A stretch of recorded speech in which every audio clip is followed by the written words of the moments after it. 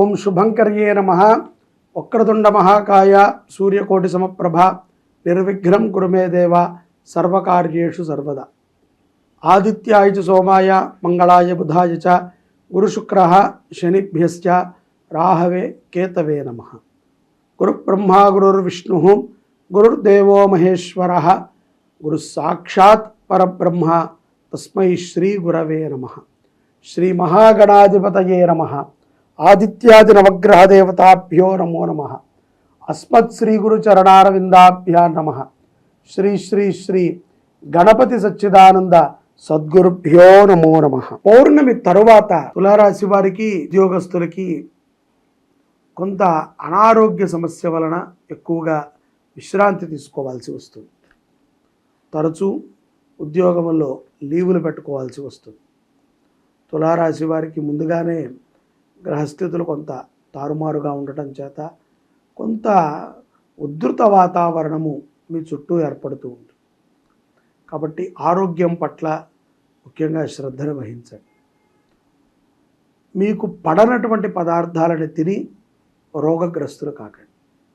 అలాగే వ్యాపారస్తులు కూడా తొందరపాటుతో ఏదో ఈ ఒకసారికి జ్వరం వచ్చింది, ఒక నెల రోజులు దుకాణం బంద్ చేయాల్సి వచ్చింది, లేకపోతే 6 నెలలు బంద్ చేయాల్సి వచ్చింది, ఈ మాత్రానికే వ్యాపారాన్ని వేరే వాళ్ళకి ఇచ్చేయటము, తొందరపాటు నిర్ణయాలు, కఠినంగా మాట్లాడటము, గృహంలో అందరితో కఠినంగా ఉండటము చేయకండి. కొంత ఓపికతో ఉండండి. భగవద్ ధ్యానం ఎక్కువ చేయండి. మీ ఇష్టదైవాన్ని ఎక్కువగా స్మరణ చేయండి. విజయం పొందుతారు. సంపద, పూర్వ సంపద ఉపయుక్తమవుతుంది ఈ కాలంలో. ఇప్పుడు సంపాదించేది కానీ, ఇప్పుడు ఉన్నది కానీ తాత్కాలికముగా ఉపయోగపడట్లేదు అని చెప్పి కోపం తెచ్చుకోకండి. కొంత సమయం పడుతుంది. స్థిరమైనటువంటి ఆలోచనతో మీరు ముందుకు వెళతారు. అలాగే విద్యార్థులు కూడా తొందరపాటు నిర్ణయాలను తీసుకుంటాం. కుటుంబ భారం మీ మీద పడింది అని ఉద్యోగాలు చేయటం కంటే కూడా ఏదో ఒక పార్ట్ టైంలో ఉద్యోగాన్ని పెట్టుకుని చదువుని పూర్తి చేయండి. లేకపోతే జీవితం అస్తవ్యస్తం అవుతుంది. లోకల్లో ఎంత గొప్పగా చదువుకున్నా కూడా ఒక్కొక్కసారి మన చదువు మనకి ఉపయోగపడదు. చదివింది ఒకటి, చేసేది ఒకటి ఉంటుంది. వివాహ జీవితాల్లో కూడా అలాగే ఉంటుంది. తొందరపడి పెళ్లి చేసేసుకున్నాం, ఇతని మెంటాలిటీ ఇలా ఉంది, ఈవిడ మెంటాలిటీ ఇలా ఉంది అని చెప్పి కొట్టుకుంటూ ఉంటారు. కాబట్టి కొంత మౌనంగా ఉండండి. ఆలోచనతో నిర్ణయాలను తీసుకుంటే శుభమైనటువంటి ఫలితాలను పొందుతారు. అలాగే స్త్రీల విషయం ద్వారా ఒక కుటుంబ సంబంధితమైన స్త్రీ అయినా, ఉద్యోగ సంబంధితమైనటువంటి స్త్రీ అయినా, ఒక పరిచయం ఉన్నటువంటి స్త్రీ నుంచైనా మీ కుటుంబంలో కొంత కలహం ఏర్పడుతుంది. కాబట్టి ఏది ఉన్నా తులారాశి వారు ఎటువంటి విషయం ఉన్నా భార్యాభర్తలు చర్చించుకోండి. తొందరపడి భర్త ఏదైనా తప్పు చేసినప్పటికీ కూడా పెద్ద మనసుతో భార్య క్షమించే విధంగా ఉండాలి. ఇక తప్పదు, కొంతకాలం జీవితం సాగిపోయింది. ఇప్పుడు మనము గొడవ పెట్టుకుని రచ్చ చేసుకుని మనము ఉన్నటువంటి పిల్లల్ని రోడ్డుకి ఇచ్చి ఏదో ఝాన్సీబాయి లాగా శబదాలు చేసి గడిపేటువంటి జీవనం కాదు. ఒకరికి ఒకరు తోడుగా ఉంటూ మీ అన్యోన్య దాంపత్య జీవితంలోకి ఇతరుల్ని ప్రవేశం చేయకుండా సుఖంగా ప్రయాణం చేస్తే బాగుంటుంది అని నా అభిప్రాయం. అలాగే కొత్తగా వివాహం చేసుకునేటువంటి వారు కూడా 1-2 సార్లు జాతకాలను పరిశీలన చేసుకుని నచ్చిన వ్యక్తిని చేసుకున్న, ప్రేమ వ్యవహారమైన, ఇష్టులు అంటే పెద్దలు ఎవరైనా కుదిర్చిన వ్యవహారమైనా సరే జాగ్రత్తగా పరిశీలన చేసుకుని ఏదైనా బాగోపోతే వాటికి తగ్గ శాంతిని నిర్వర్తించుకుని వివాహం చేసుకుంటాము, సుఖముగా ఉంటుంది. కోర్టు వ్యవహారాలు అనుకూలించినప్పటికీ లాభము ఉండదు. అలాగే మీ ఆస్తిని కాజేయడానికి కొంతమంది మీ చుట్టూ తయారవుతారు. అటువంటి వారితో జాగ్రత్త. మధ్యవర్తిత్వం మీకు ఇష్టం లేకపోయినా మిమ్మల్ని దూరుస్తారు. ఇప్పుడు ఏదో ఒక సెంటిమెంట్ విషయాలని చెప్పి బాధ పెట్టి మీకు కఠినంగా మాట్లాడి మీతో మాట్లాడకుండా కొంతమంది మిమ్మల్ని కావాల్సిగా ప్రాబ్లంలోకి తోస్తూ ఉంటారు. జాగ్రత్తగా ఉండాలి. తొందరపాటుతో ఉండకండి. ఏదున్నా సరే భార్యాభర్తలు చర్చించుకోండి. లేదు వివాహం కాలేదు అంటే తల్లిదండ్రులతో చర్చించండి. ముఖ్యంగా ఆడవాళ్ళు ఎవరికీ లొంగకండి. ఎటువంటి ప్రలోభాలకి కూడా భయపడకండి. ఎంతో ధైర్యంగా ఉండాలి. గ్రహస్థితుల యొక్క ప్రభావము, సమాజంలో జరిగేటువంటి కొన్ని మార్పులు మన చుట్టూ చుట్టుకుంటాయి మన టైం బాగోకపోతే. కాబట్టి జాగ్రత్తగా ఉండండి. అసందర్భంగా మనకు పరిచయం లేనటువంటి వ్యక్తులతో చాటింగ్ చేయటం కానీ, ఫ్రెండ్షిప్ చేయటం కానీ ఏమాత్రమూ ఉపయుక్తం లేదు. ఏ స్త్రీ కూడా, ఏ అమ్మాయి కూడా మనకి సంబంధం లేనటువంటి వ్యక్తులని ఎక్కడ ఉంచాలో అక్కడే ఉంచాలి. అయ్యో పాపమని మీరు అనుకున్నారా, ప్రమాదాన్ని తెచ్చి నెత్తి మీద పెట్టుకున్నట్టు. కాబట్టి ఎవరిని నమ్మకండి అని నేను గట్టిగా ఆడపిల్లలకి చెప్తున్నాను. నమ్మండి, ఎవరిని నమ్మకండి.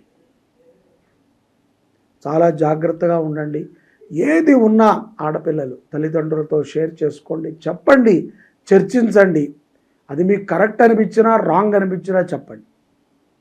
బాధని మీ మనసులో పెట్టుకుని ఏకాకి అయిపోకండి. అలాగే పౌర్ణమి తరువాత కొన్ని మార్పులు మీలో చూసి అందరూ ఆశ్చర్యపోతారు. ఇటువంటి సందర్భాలు ఉన్నప్పుడు మనోధైర్యంతోనే ముందుకు వెళ్ళాలి. గ్రహాలు మాత్రం ఏం చేయగలవు, వాటి యొక్క ప్రభావాన్ని మన మీద చూపిస్తాయి. మనము మారాలి. మనము దెబ్బ తగిలినప్పుడల్లా మారాలి. అరికాల్లో దెబ్బ తగిలింది, కొంచెం కుంటుకుంటూ నడవాలి. లేదు నేను బలవంతంగా అలా అరికాలు ఒత్తి నడుస్తాను అంటే అది లోపలికి పుండై కాలు తీసేంత వరకు వస్తుంది. కాబట్టి ఒక దెబ్బ మనని మార్చే విధంగా ఉండాలి. గతంలో జరిగిన ఏవైనా తప్పిదాలు పునః జరిగేటువంటి సందర్భాలు ఉంటాయి. కాబట్టి అటువంటి సందర్భాలలో ఎంతో జాగ్రత్తగా ఉండటము ఈ యొక్క తులారాశి వారికి అవశ్యం. ఉన్నది కదా అని చెప్పి గర్వంగా మాట్లాడటము, లేదు కదా అని చెప్పి నీరసంగా మాట్లాడటము మంచిది కాదు. మధ్యస్థమైనటువంటి ప్రయాణం చేయండి. గతములో మీకు రావాల్సినటువంటి రుణాలు తన్నుకుంటూ వస్తాయి. మీరు ఎవరిని అడగక్కర్లేదు, వస్తాయి.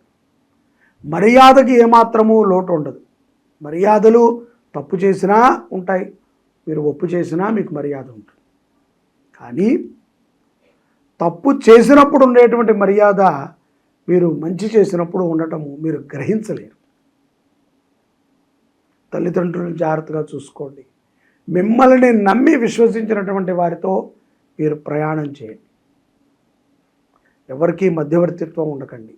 ఎటువంటి విషయాలలో కూడా సాధ్యమైనంత వరకు జోక్యం చేసుకోకండి.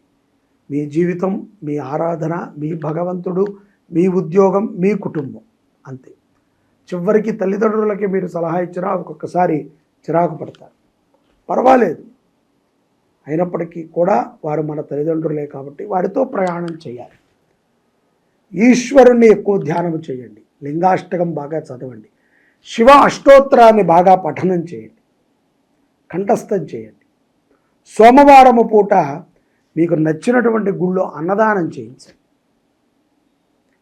శివుడికి అభిషేకానికి, శివాలయంలో దీపారాధనకి సహకారం అందించండి. తులారాశి వారు గోవుని సంరక్షించండి. ఓపిక ఉంది, మంచి ఉద్యోగంలో ఉన్నాం, మీరు చెప్పినవన్నీ కూడా మాకు జరుగుతున్నాయి అనుకుంటే ఒక గోవుని దత్తత తీసుకుని పోషించండి. అది ఎంతో మీకు పుణ్యాన్ని ఆపాదిస్తుంది, మీ కుటుంబాన్ని రక్షిస్తుంది, మీ పిల్లలకి మంచి భవిష్యత్తు. మీ అన్యోన్య దాంపత్య జీవితంలో పెద్ద పెద్ద పూజలు చేసి లక్షలు ఖర్చు పెట్టుకునే బదులు నెలకి 2,500 పెట్టి ఒక గోవుని దత్తత తీసుకుని పోషించడం ద్వారా ఎంతో ప్రశాంతతను పొందుతారు. మీరు మంగళప్రదమైనటువంటి అనుగ్రహాన్ని సదా మీకు ఆ యొక్క పరమేశ్వరుడు అనుగ్రహిస్తాడు. పౌర్ణమి తర్వాత వచ్చేటువంటి మార్పులతో మీ జీవితంలో అభివృద్ధే పొందాలి తప్ప దిగజారుడిగా వెళ్ళకూడదు.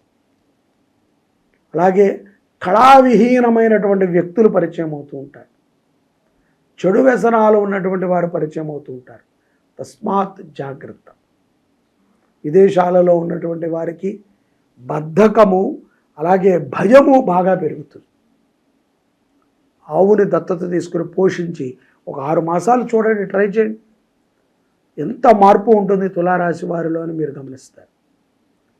గోమాత ఈశ్వరుడే మిమ్మల్ని రక్షించాలి అని కోరుతూ ఈ యొక్క గోచార ఫలితాలు మీకు సద్భావనని కలిగించాలి, మంచిని చేకూర్చాలి అని భావిస్తున్నాను. సంతానం లేకపోయినా, వివాహం కావట్లేదు, వివాహంలో స్థిరత్వం లేకపోయినా, దంపతుల మధ్య అన్యోన్యత లేకపోయినా, ఏ సమస్య ఉన్నా సరే ఒకే ఒక బ్రహ్మహస్త్రం లాంటిది షట్షణ్ముఖ యాత్ర.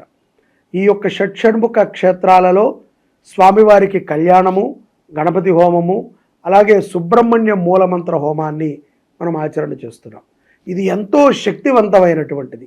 ఏకకాలంలో మనము ఇన్ని క్షేత్రాలలో, ఈ 6 మురుగన క్షేత్రాలలో ఈ యొక్క కళ్యాణోత్సవాన్ని చేసుకుని తిరిగి మనము మన శుభంకరీ పీఠంలో మహాసర్పవల్లి దేవసేన సమేత సుబ్రహ్మణ్యేశ్వర స్వామి వారికి 7వ కళ్యాణాన్ని చేసి ఈ యొక్క యజ్ఞ ఫలితాన్ని సకల భక్తులకి, లోకానికి మనం అందిస్తాం.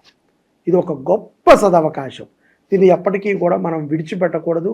ప్రతి ఒక్కరము కూడా షట్షణ్ముఖ క్షేత్రాలలో జరిగేటువంటి కళ్యాణోత్సవంలో పాల్గొని ధరించండి.